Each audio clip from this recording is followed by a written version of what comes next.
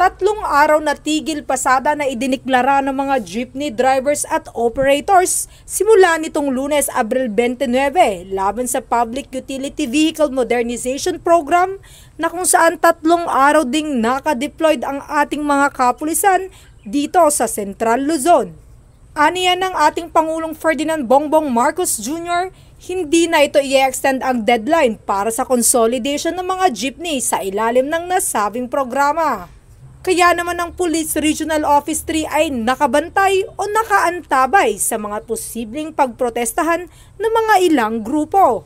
Day transport strike, ang ating Police Regional Office 3 ay nagpalabas ng 3,466 na mga personnel para dito sa ating pagbabantay during the transport strike. Pinamunuan ang naturang inisyatiba ni Police Brigadier General Jose Santiago Hidalgo Jr., Regional Director ng Police Regional Office 3. Dahil sa mahigpit na seguridad ng ating mga magiting na kapulisan, walang naitalang grupo na nagpoprotesta o nagrarally na kung saan nagresulta ng mapayapang tigil pasada.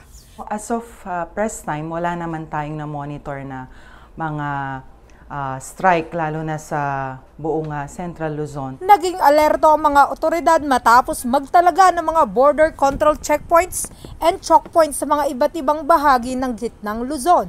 Nagsagawa din ng PNP libreng sakay sa mga apektadong lugar ng transport strike upang mahihatid ng maayos ang ating mga kababayan sa kanilang mga pupuntahan.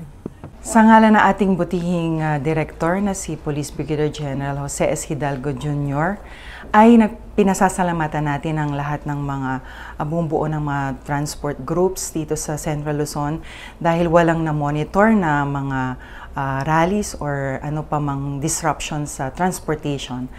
And sa ating mga mamayan, salamat din sa kooperasyon ninyo at patuloy na pagsuporta sa lahat ng programa ng Police Regional Office 3. Ito ay bunga ng pagsisikap, pagkakaisa at produktibong paglilingkod sa bayan bilang kawani ng pamahalaan. Mula dito sa gitnang Luzon, ang inyong PNN correspondent, Police Corporal Giselle V. Rivera, alagad ng batas, tagataguyod ng Balitang Pulis.